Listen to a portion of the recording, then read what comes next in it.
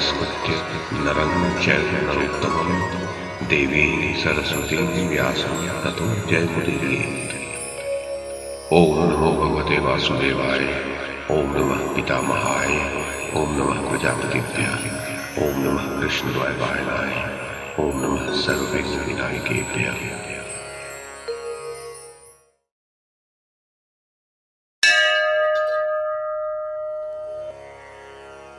संजय ने कहा, महाराज धृतराष्ट्र, धर्मराज युधिष्ठिर को ऐसे कटु वचन बोलकर अर्जुन को बड़ा पश्चाताप हुआ।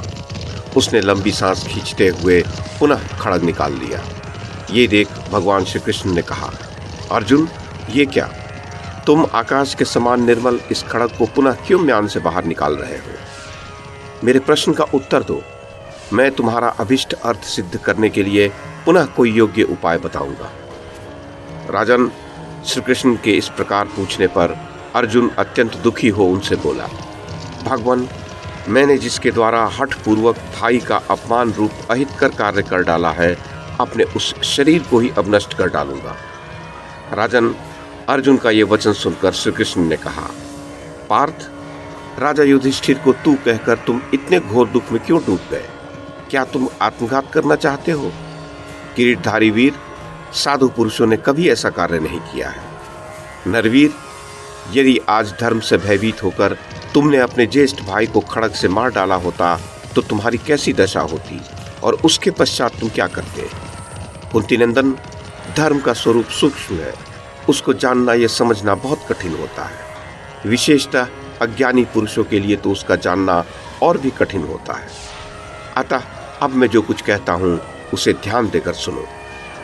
भाई का वध करने पर जिस अत्यंत घोर नरक की प्राप्ति होती है, उससे भी भयानक नरक तुम्हें स्वयं ही अपनी हत्या करने से प्राप्त हो सकता है। अतः पार्थ, अब तुम यहाँ अपनी ही वाणी द्वारा अपने गुणों का वर्णन करो। ऐसा करने से ये मान लिया जाएगा कि तुमने अपने ही हाथों अपना वध कर लिया। नरेश्वर, ये सुनकर अर्जुन ने उनकी बात का अभिनंदन करते हुए कहा, श्री कृष्ण, तब ऐसा ही हो। फिर इंद्र कुमार अर्जुन अपने धनुष को नवाकर धर्मात्माओं में श्रेष्ठ युधिष्ठिर से बोला, नरदेव सुनिए, पिनाकधारी भगवान शंकर को छोड़कर दूसरा कोई भी मेरे समान धनुर्धर नहीं है। उन महात्मा महेश्वर ने मेरी वीरता का अनुमोदन किया है। मैं चाहूं तो क्षण भर में चराचर प्राणियों सहित संपूर्ण जगत को नष्ट कर डालूं। राजन, मैंने संपूर्ण दिशाओं और दिक्पालों को जीतकर आपके अधीन कर दिया था। पर्याप्त दक्षिणाओं से युक्त राजसूय यज्ञ का अनुष्ठान तथा आपकी दिव्य सभा का निर्माण मेरे ही बल से संभव हुआ है। मेरे ही हाथ में तीखे तीर और बाण तथा प्रत्यंचा सहित विशाल धनुष है। मेरे चरणों में रथ और ध्वजा के चिन्ह है। मेरे जैसा वीर यदि युद्ध भूमि में पहुंच जाए तो उसे शत्रु जीत नहीं सकते। मेरे द्वारा उत्तर दिशा के वीर मारे गए, पश्चिम के योद्धाओं का संहार हो गया, पूर्व देश के क्षत्रिय नष्ट हो गए और दक्षिण देशीय योद्धा काट डाले गए। संक्षिप्तकों का भी थोड़ा सा ही भाग शेष रह गया है। मैंने सारी कौरव सेना के आधे भाग को स्वयं ही नष्ट किया है।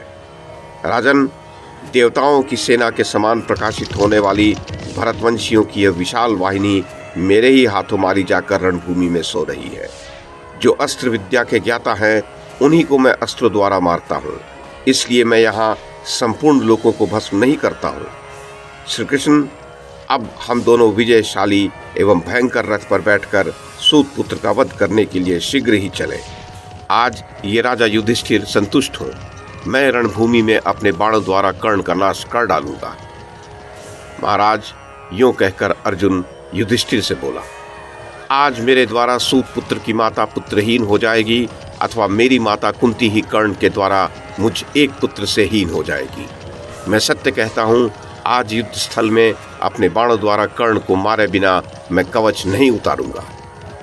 महाराज धृतराष्ट्र, किरीटधारी कुंती कुमार अर्जुन युधिष्ठिर से पुनः ऐसा कहकर अपने शस्त्र खोल, धनुष नीचे डाल और खड्ग को तुरंत ही म्यान में रखकर लज्जा से नतमस्तक हो हाथ जोड़ पुनः उनसे इस प्रकार बोला, राजन, आप प्रसन्न हो। मैंने जो कुछ कहा है उसके लिए क्षमा करें। समय आने पर आपको सब कुछ ज्ञात हो जाएगा, इसलिए आपको मेरा नमस्कार है। महाराज, इस प्रकार शत्रुओं का सामना करने में समर्थ राजा युधिष्ठिर को प्रसन्न करके प्रमुख वीर अर्जुन खड़ा होकर बोला, महाराज, अब कर्ण के वध में देर नहीं है, यह कार्य शीघ्र ही होगा। वह इधर ही आ रहा है, अतः मैं भी उसी पर चढ़ाई कर रहा हूँ। राजन, मैं अभी भीमसेन को संग्राम से छुटकारा दिलाने और सब प्रकार से सूत पुत्र कर्ण का वध करने के लिए जा रहा हूँ। मेरा जीवन आपका प्रिय करने के लिए ही है, ये मैं सत्य कहता हूँ, आप इसे भली भांति समझ लें। अंबिकानंदन, इस प्रकार जाने के लिए उद्यत हो राजा युधिष्ठिर के चरण छूकर अर्जुन उठ खड़ा हुआ।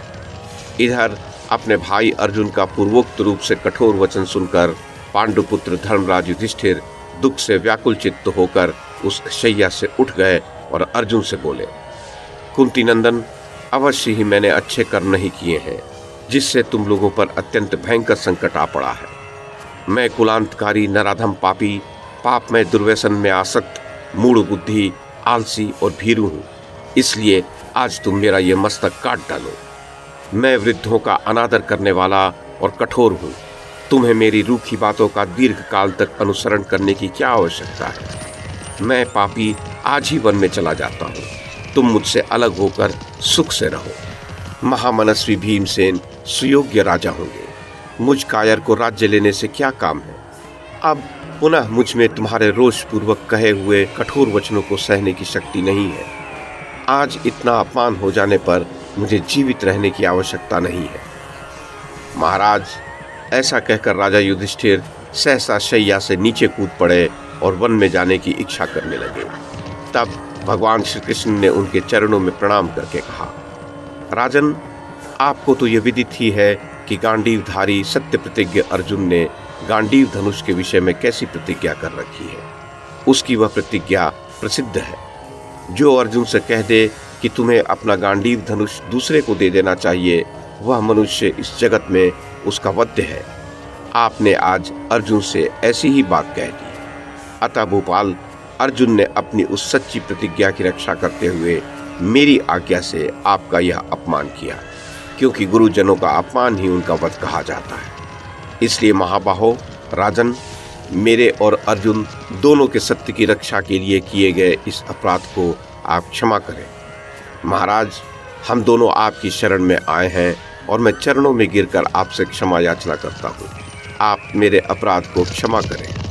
आज पृथ्वी पापी राधा पुत्र कर्ण के रक्त का पान करेगी। मैं आपसे सच्ची प्रतिज्ञा करके कहता हूँ, समझ लीजिए कि अब वह सूत पुत्र कर्ण मार दिया गया।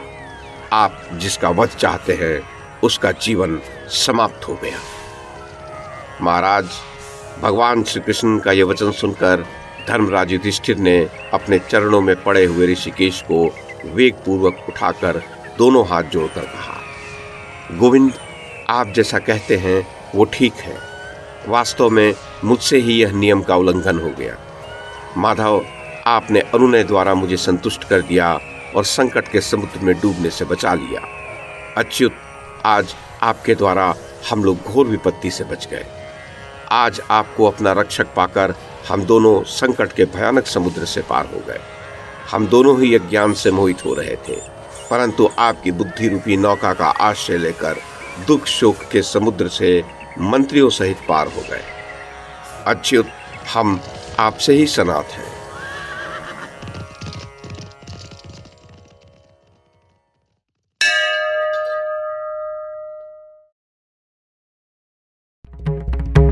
YouTube के माध्यम से महाभारत की कथा को एक श्रृंखला के रूप में प्रस्तुत करने का हमारा ये प्रयास यदि आपको सराहनीय लगा हो तो कृपया इस कड़ी को लाइक और शेयर करें, चैनल को सब्सक्राइब करें और बेल आइकन को दबाएं। साथ में अन्य लोगों को भी देखने के लिए प्रेरित करें।